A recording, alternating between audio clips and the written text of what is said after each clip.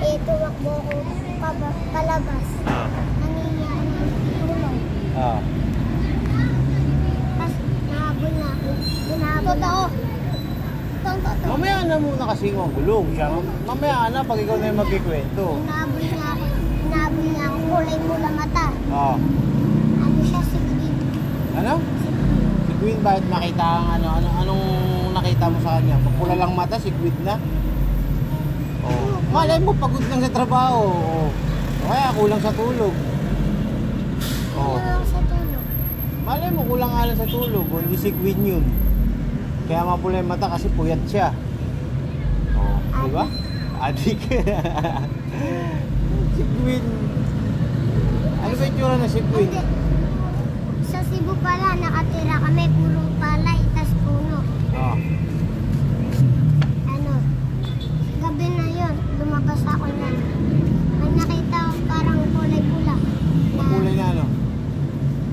Pula na mata, tas green. Green? Dalawa yung mata niya? Green tsaka pula?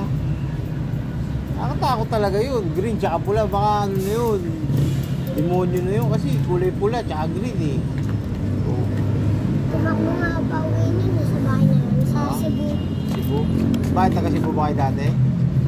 Lumipat lang kami dito. Bakit? Hindi kayo lumipat dito? Delikado na yung bagyo, mga bagyo dun. Bakit dito? Kala mo ba dito sa Metro Manila walang bagyo? Malakas din bagyo rito. Dito uso pa baha. Wala na nga yung pagkakas.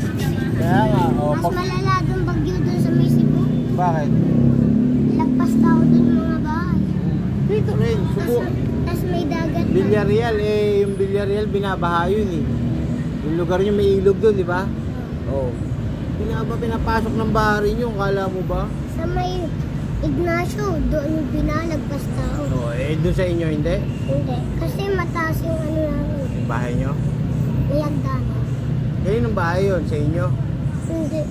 Nangungupahan lang kami doon. Ungupahan lang kayo. Magkano naman upa nyo doon? 3. Kaya kailangan talaga magtrabaho ni mama mo at ni papa mo, no? Ikaw, nagtatrabaho ka na rin? Eto, naghahanap buwan ako. Parking, no? Pero pwede rin yan, kaso nga lang, huwag kayong huwag kayong magra-rugby, ha? Doon naman kami ganun yun. Hindi nga, sinasabi ko lang. Kasi meron akong nakikita dyan, marami akong nakikita mga bata dyan, nagra-rugby. Kaya magra-rugby. Tapos mabibili nilang rugby. Bubukas ang pinto, penging bariyaya. Tapos mamaya, pag nakakuha na ng mga pera, bibili na ng rugby. Kami hindi, pang-ano lang namin yun eh. Pang ano? Pangkain. Ay, sigurado pangkain ha. Bawal po namin. Ha? Bawal. Walang bibili na rugby sa inyo ha. Masama yun. Sipin nyo, lilipad kayo nun. Kaya bibili rugby. Yung mga kinikita, kaya bilhin yung tinapay. Bilhin yung pagkain. Kung anong gusto yung pagkain, yun dapat. Ipon kayo, tapos bilhin yung laruan. Laruan pwede. Pero yung gano'n, yung rugby, sigarilyo, kayo magkaganon ha. Mamaya mabaliw pa kayo doon. Gusto nyo makikita yung maglalakad na nakauputubad dyan? Gusto nyo magiging gano'n din kayo? Kayo magkaganon. Buti nga nagnanasa rin ako. Yan, magnasaneno ka rin. Sa mga magandang gagawin mo yan.